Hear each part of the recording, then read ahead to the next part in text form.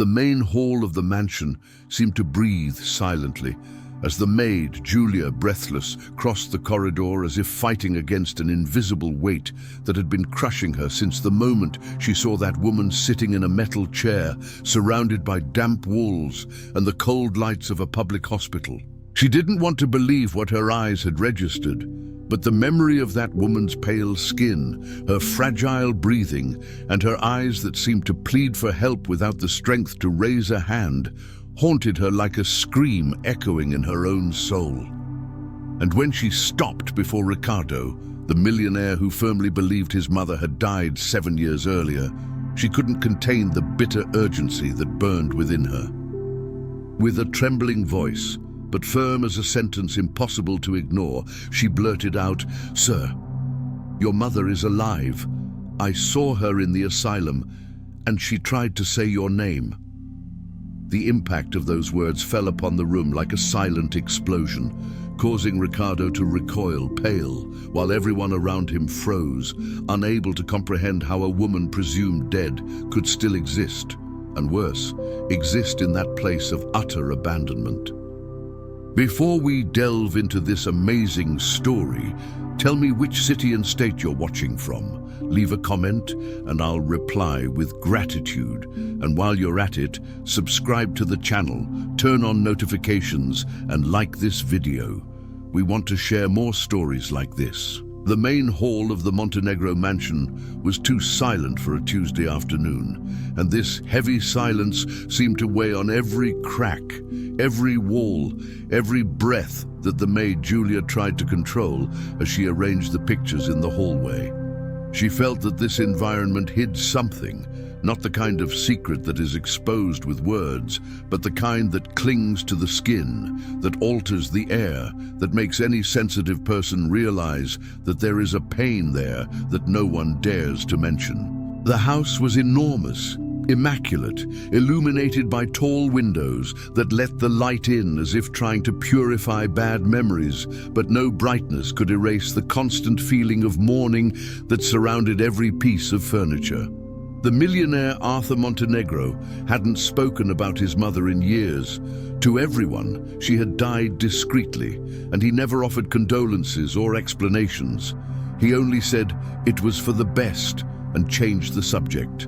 But Julia, who had eyes that understood what others ignored, began to notice small signs. The locked door of the lady's old room, the way Arthur avoided passing by her portrait, the strange expression on the housekeeper's face when someone mentioned the past.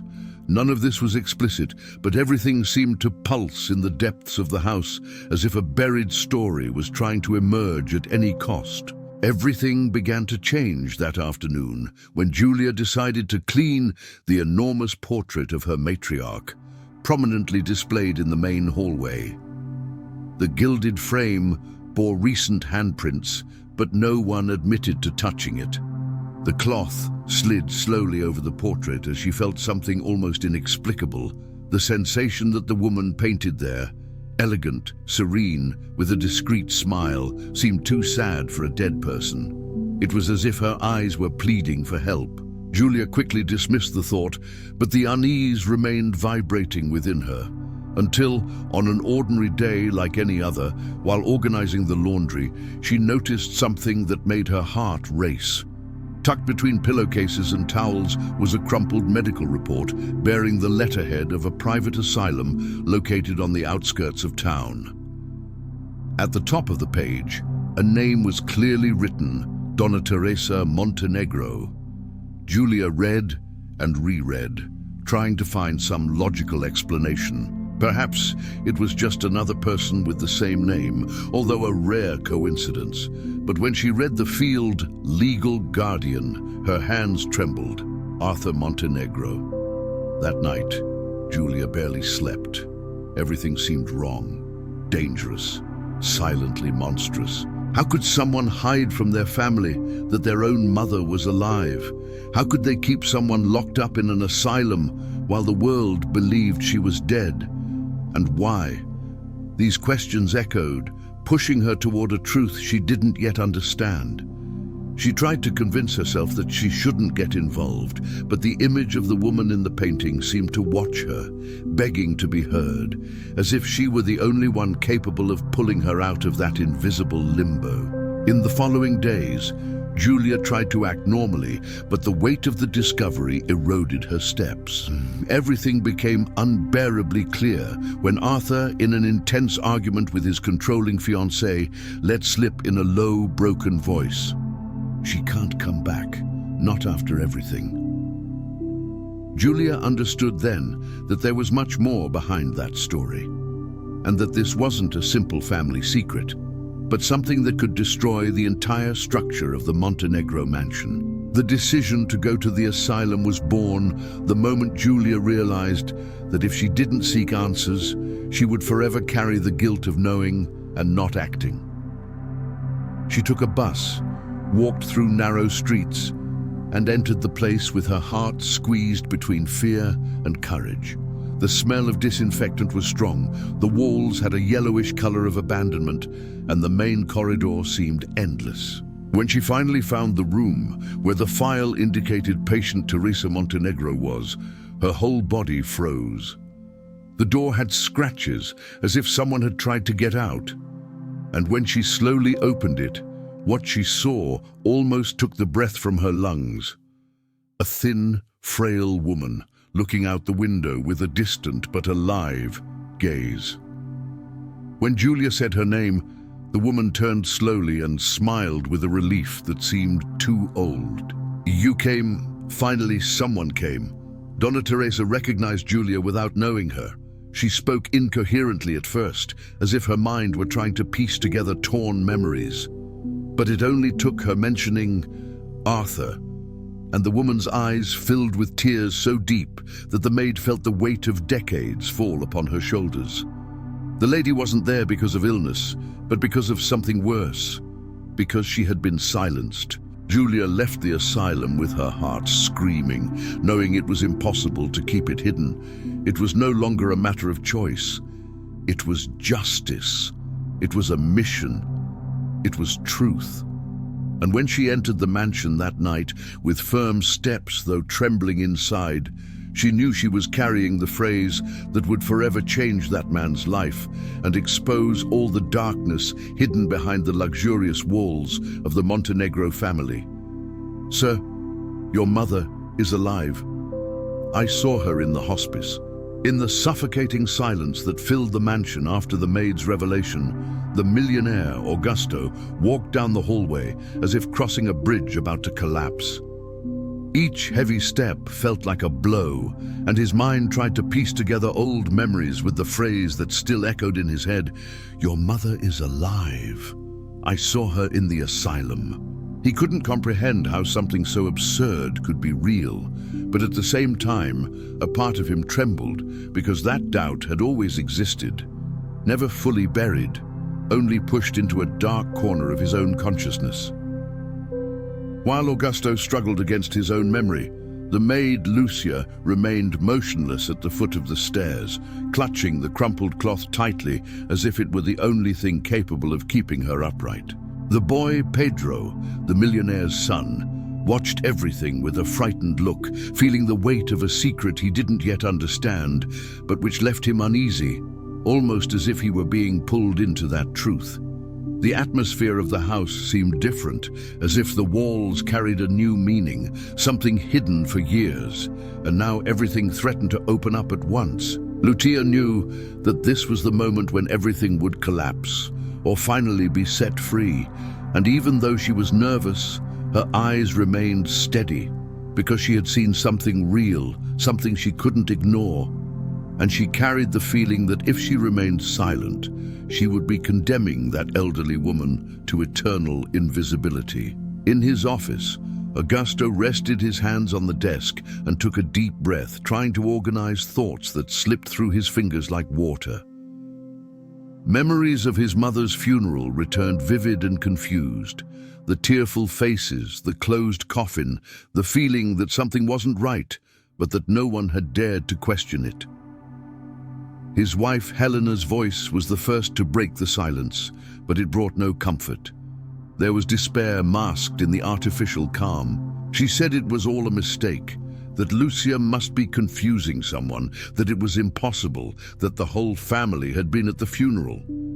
But as she spoke, Augusto observed every micro-expression on her face, and something simply didn't add up.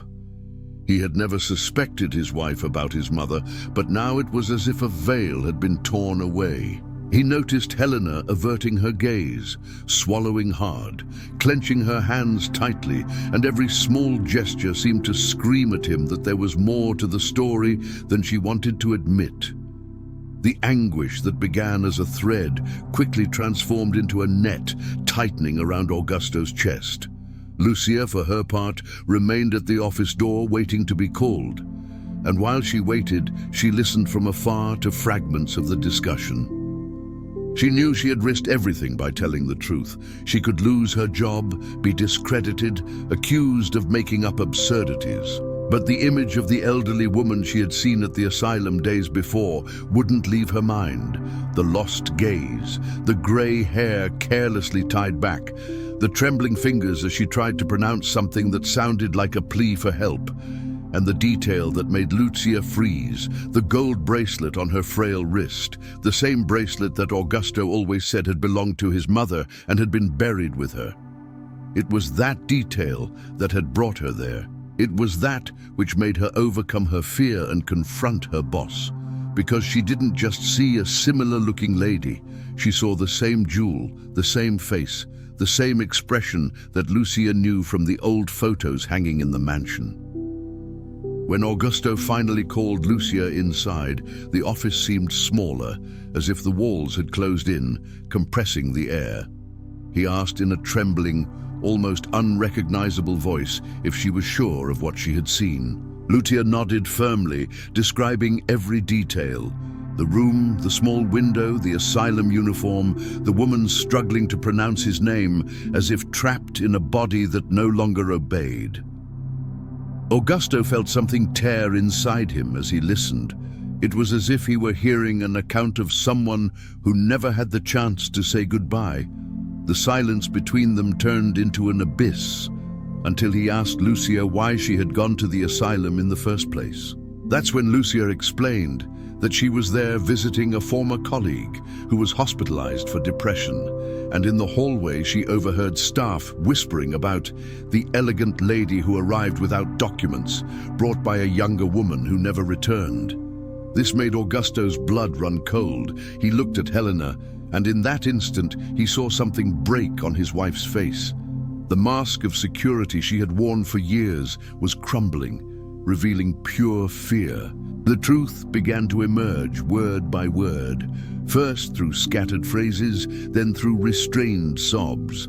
Helena, pressed by Augusto's gaze, admitted that years ago, during a family crisis, his mother began accusing her of manipulation, of distancing her from her son and grandson. She said the woman was becoming senile, that she needed professional care, and taking advantage of the family's emotional fragility after the death of Augusto's father, convinced the doctors that the elderly woman posed a risk to herself.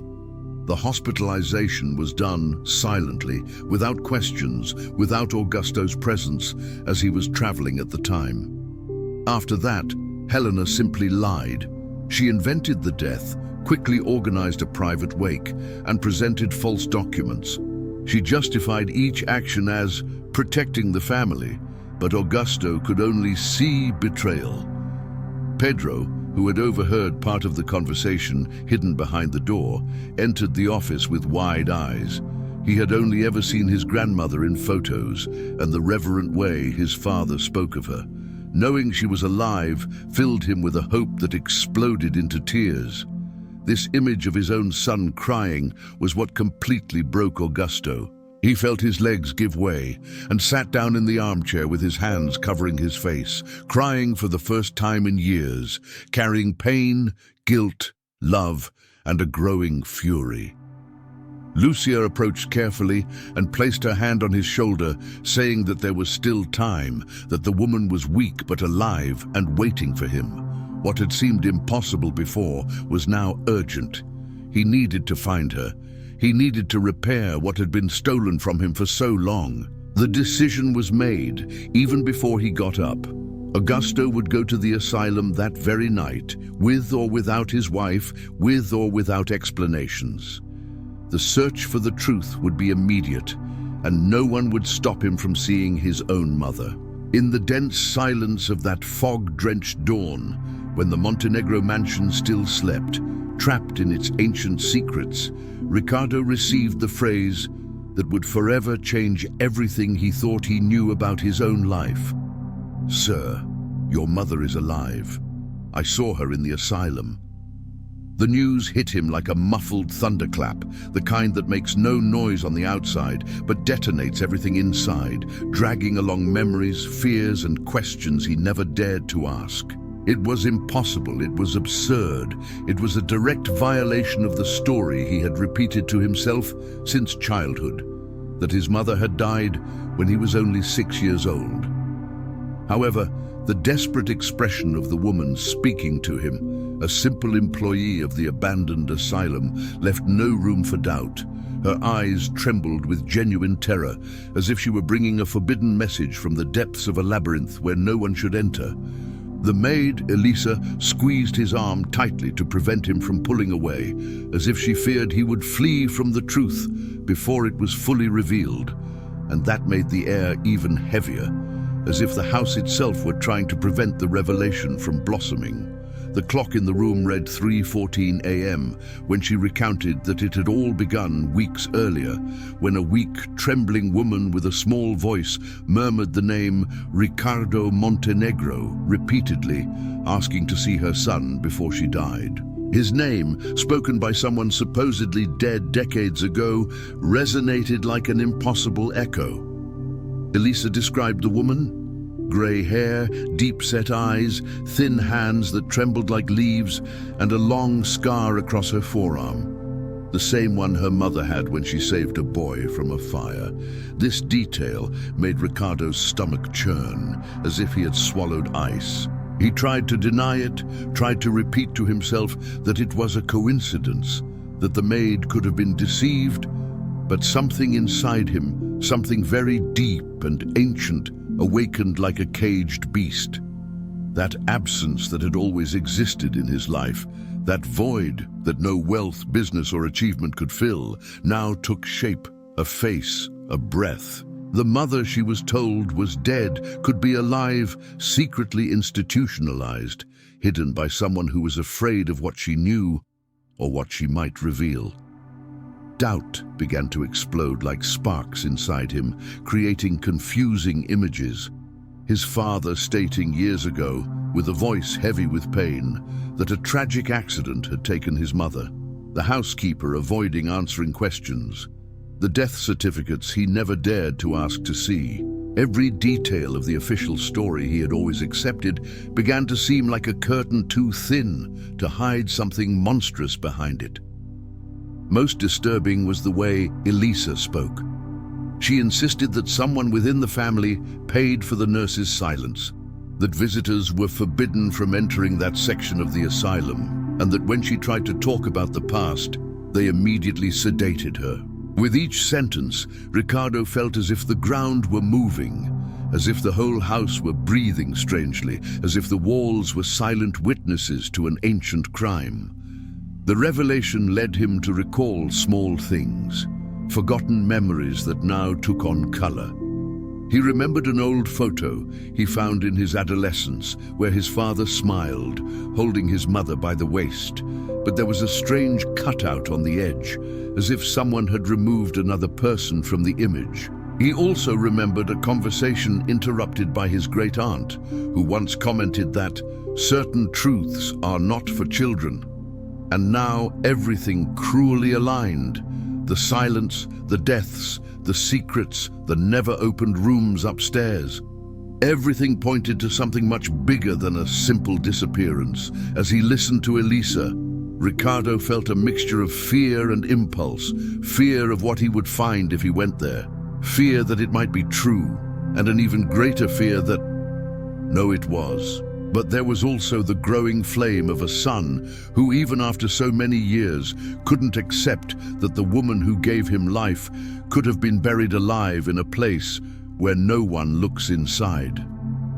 Moral responsibility burst in his chest, inflating each breath. He stood slowly, as if he had just crossed a bridge with no return, and decided he needed to see with his own eyes. It was no longer a choice, it was an urgency that pulsed, burned, and pushed every step. And as he walked through the dark room, with the maid behind him holding the rosary with trembling hands, he felt that this night was only the first step on a staircase that would lead him straight to the heart of a secret his family had kept buried for over 20 years. Whatever was to come, it would be devastating. And he knew this even before opening the door to the dawn that awaited him outside. When Arthur finally entered the white room of the psychiatric hospital, after years of believing the lie he had been told, the world seemed to slow down, as if time refused to move forward before showing him the whole truth. His mother, sitting near the window, her grey hair falling softly over her shoulders, turned with a delicate movement, as if she had recognized her son even before seeing him. Arthur's shock at realizing she was alive, and worse, abandoned there for interests he never imagined, brought to the surface a mixture of relief and anger, faith and despair, as he tried to understand how all these years had been built on such calculated lies. The two grew closer, laden with old feelings, fragmented memories, and the accumulated pain of someone who believed in death when the truth was a forced silence. Touching her for the first time, Arthur felt the world tremble within him, for he realized that not only had his mother been taken from him, they had also been taken from him the chance to be a son. With a trembling voice, she explained everything. How she had been forcibly institutionalized, silenced, discredited, and how she had tried countless times to ask for help without anyone listening. She spoke of the people who profited from her absence, of the embezzled inheritance, of the forged signatures, of the planned death. As she spoke, Arthur felt each word pierce his soul, and the weight of the revelation made his breath short and heavy. The mystery finally unraveled, but left a deep scar, one that no apology could repair. He realized that the person who had promised to love him the most, his own father, had been the first to betray him. And it is at this moment that the audience holds its breath, because the long-awaited reunion comes not only with a hug, but with the devastating realization that his entire life had been manipulated. When Arthur took his mother's hand and promised to get her out of there and rebuild everything that had been stolen from them, the entire hospital seemed to watch in silence. The security guard, the nurse, the other patients. Everyone realized it wasn't just a son reuniting with his mother. It was a man reclaiming his history. Their exit down the sunlit corridor creates an almost symbolic image, the rebirth of a family, the breaking of a cycle of injustice, and a timid yet real hope that tomorrow could be different. In the car, before driving off, Arthur held his mother's face and, with restrained tears, promised that no one would ever touch her again without his permission. His mother smiled, a weak smile but full of life, and said she had waited so many years just to hear her son's voice calling her again. And in that instant the audience understands the ending is not about revenge, but about restitution. About returning to the heart what was forcibly taken away, about a love that, even tortured, did not die. And if this story touched your heart, don't keep it to yourself. Share this video with someone you love. Click now to share it. Like this video, subscribe to the channel and turn on notifications so you don't miss any of the upcoming stories we're preparing with great care for you.